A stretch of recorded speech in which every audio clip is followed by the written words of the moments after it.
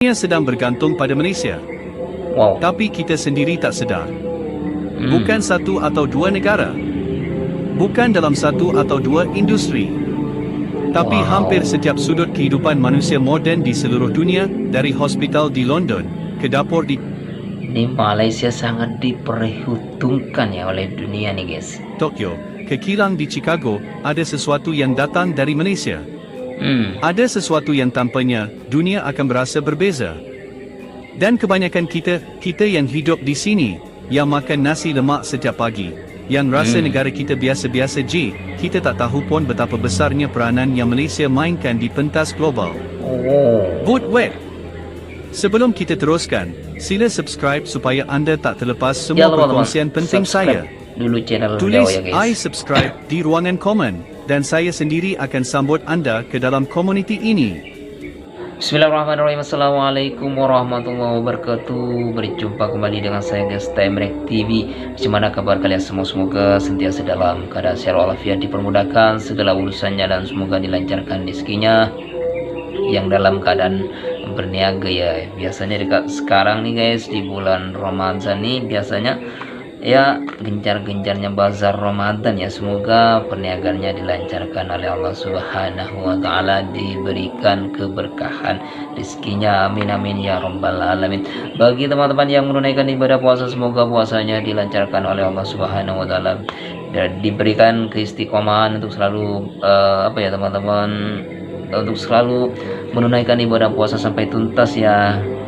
Dan mudah-mudahan dijauhkan dari hal-hal yang membatalkan, dan jangan lupa memperbanyak amal soleh guys, karena di bulan puasa nih, di bulan Ramadan ini wow, pahalanya sangat gede ya guys. Jangan buang-buang kesempatan ini guys. Oke teman-teman, dalam kali ini dunia perlukan Malaysia guys. Ya of course, lebih dari yang kita sadar. Oke nih, cukup menarik ya dari tajuknya. Saya penasaran dengan isi video ini. Tentunya ini video bermanfaat sekali ya, untuk menjadi bahan pembelajaran untuk kita ya, biar kita bisa mencontoh yang dalam Malaysia posisi sekarang, posisi Malaysia dalam keadaan ya sejahtera guys. Oke teman-teman, seperti apakah videonya? Langsung saja kita simak ya sama-sama. Namun bagi teman-teman yang baru singgah di channel Temrek TV, please guys, saya berharap dengan sangat untuk teman-teman untuk subscribe channel Temrek TV dan nyalakan lonceng notifikasinya biar tidak ketinggalan updatean video-video terbaru dari channel ini. Langsung saja kita play, let's go. Baik, jom kita mula. Pagi tadi, mungkin anda sarapan dengan roti sapu coklat, atau mungkin makan biskut kegemaran anda, atau guna sabun mandi, lotion kulit, atau shampoo. Mungkin anda makan coklat mahal dari kedai tu, yang brand dia orang putih tapi harga dia mencecah RM20-30 sebungkus. Tahukah anda bahawa hampir semua produk itu mengandungi minyak sawit? Dan bahawa lebih 33% daripada seluruh bekalan minyak sawit dunia datang dari Malaysia. Ini bukan angka kecil. Ini kok macam tak perasan, betul ya guys. Ini bermaksud satu daripada 3 sudu minyak sawit yang digunakan di seluruh dunia pada hari ini, sama ada dalam makanan, kosmetik, sabun, deterjen, atau bahan api bio, datang dari tanah Malaysia. Organisasi Makanan dan Pertanian Dunia, atau FAO, dalam laporan tahun 2022 menyatakan bahawa minyak sawit adalah minyak masak yang paling banyak digunakan di dunia, mengatasi minyak soya dan minyak bunga matahari. Dan Malaysia adalah pemain kedua terbesar dalam industri ini selepas Indonesia. Cuba bayangkan sebentar kalau esok Malaysia tiba-tiba berhenti mengekspor minyak sawit. Harga makanan di seluruh dunia akan melonjak dalam masa beberapa minggu. Industri kosmetik global akan porak-poranda. Pengeluar coklat, biskut, mi segera, dan ratusan produk lain akan panik. Tapi ini baru satu perkara. Masih ada lagi yang lebih besar, lebih mengejutkan, dan lebih penting dari itu. Anda pernah dengar nama Port Klang? Mungkin pernah, mungkin tidak. Tapi Port Klang adalah antara 10 pelabuhan paling sibuk di seluruh dunia. Lloyd S. List, sebuah publikasi maritim paling berpengaruh di dunia, menempatkan Port Klang dalam senarai elit pelabuhan global pada tahun 2022. Setiap hari, ratusan kapal kontainer gergasi masuk dan keluar dari pelabuhan itu, membawa barangan dari dan ke seluruh dunia. Dan semua ini berlaku kerana satu faktor geografi yang mudah. Malaysia duduk tepat di tepi Selat Melaka, laluan laut yang paling strategik di bumi. Saya nak ceritakan kisah seseorang yang telah menyaksikan semua ini dengan mata kepala sendiri. Encik Zamri, 61 tahun, berkhidmat selama hampir 3 dekad sebagai pegawai penyelarasan kargo di Port Klang. Setiap hari selama 28 tahun, dia berurusan dengan kapal dari Amerika Syarikat, Eropah, China, India, Afrika dan hampir setiap penjuru dunia yang ada nama di peta. Orang ramai tak faham, kata Encik Zamri bila dia menceritakan pengalamannya. Mereka ingat pelabuhan ni cuma tempat kapal berlabur. Tapi sebenarnya, Port Klang adalah jantung kepada aliran perdagangan global. Kalau jantung ni berhenti berdenyut, seluruh badan ekonomi dunia akan rasa kesannya. Kata-kata Encik Zamri bukan sekadar kiasan. Ia adalah fakta yang disokong oleh kajian demi kajian.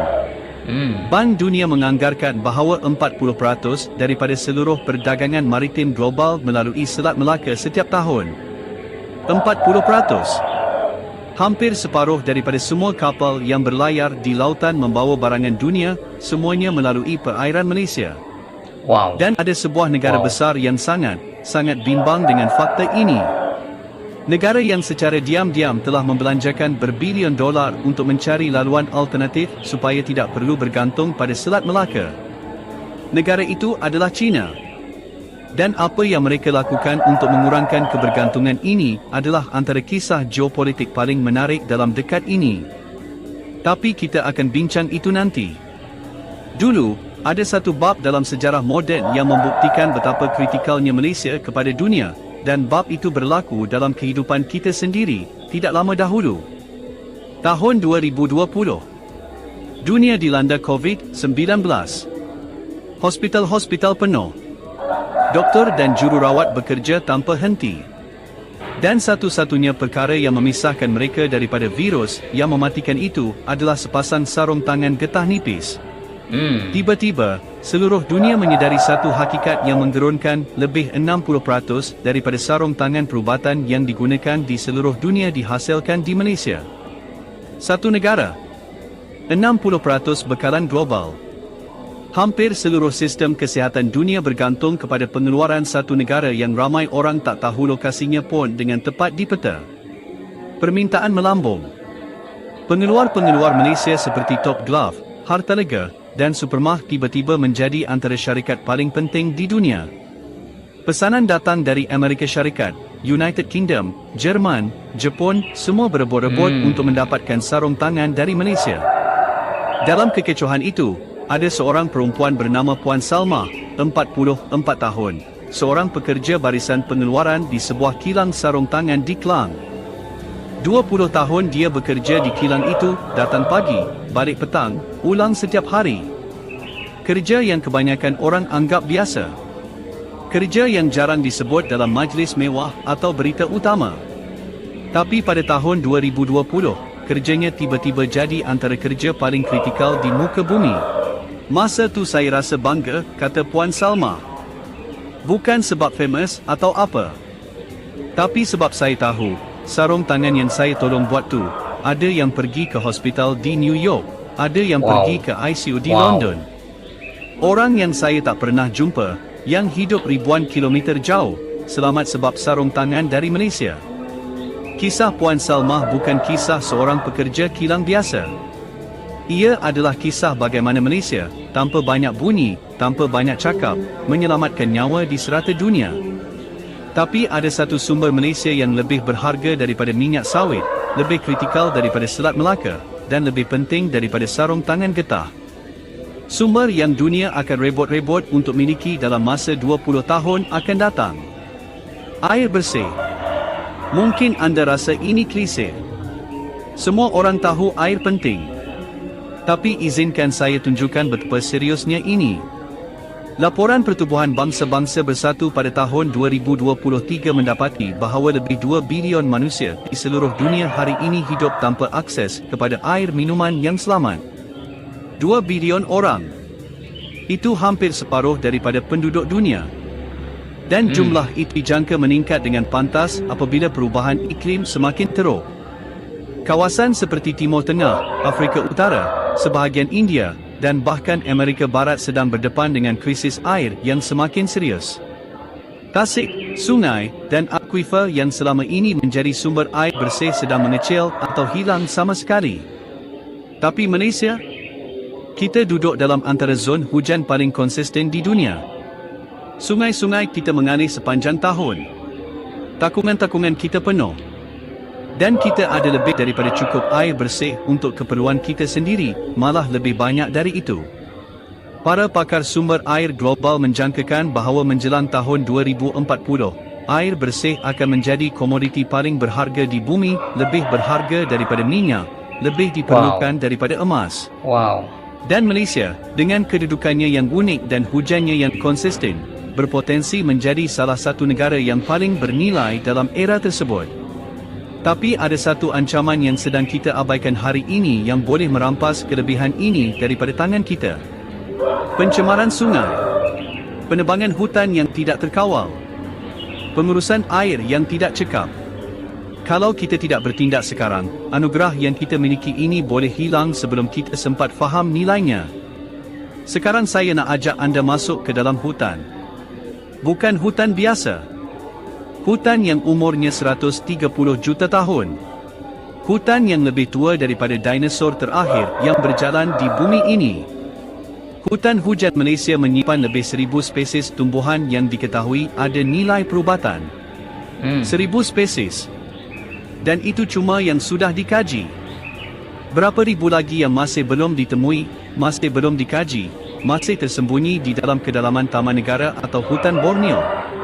Kajian yang diterbitkan oleh penyelidik dari University of Nottingham Malaysia pada tahun 2021 mendapati bahawa lebih 40% daripada ubat-ubatan moden yang digunakan untuk rawatan kanser berasal dari sebatian semula jadi yang ditemui dalam tumbuhan hutan tropika. 40% ubat kanser dari hutan. Dan Malaysia ada antara hutan tropika tertua dan terkaya di dunia. Ini bukan teori. Ini bukan andaian. Ini adalah sains yang telah dibuktikan berkali-kali.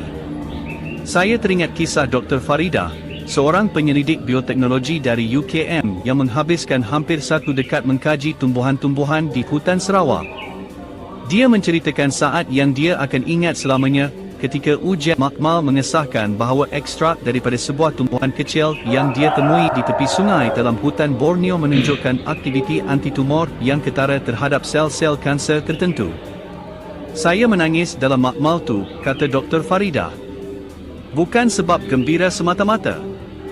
Tapi sebab saya sedar, pokok kecil yang hidup diam-diam dalam hutan Malaysia selama mungkin jutaan tahun ini, mungkin akan selamatkan nyawa manusia di seluruh dunia suatu hari nanti.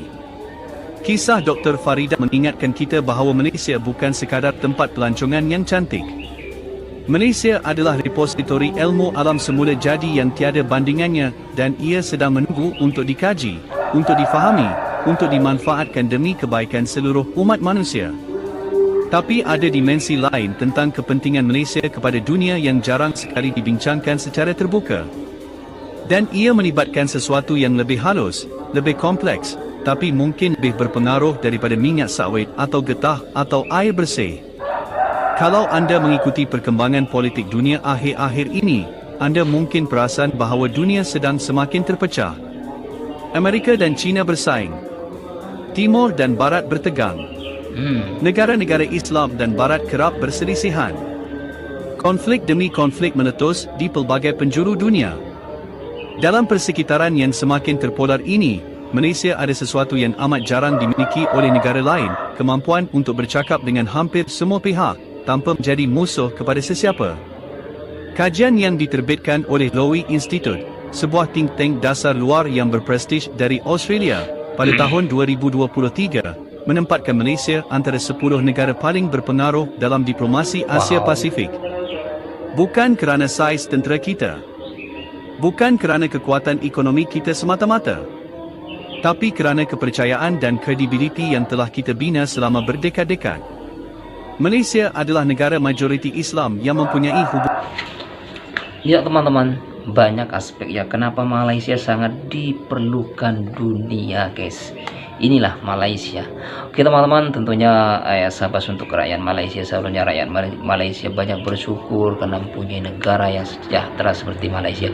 Oke teman-teman semuanya, terima kasih sudah menonton video ini. Jika kurang suka dengan channel ini, please tinggalkan like, komen, dan bantu share. Saya TM Rek TV undur diri. Wassalamualaikum warahmatullahi wabarakatuh.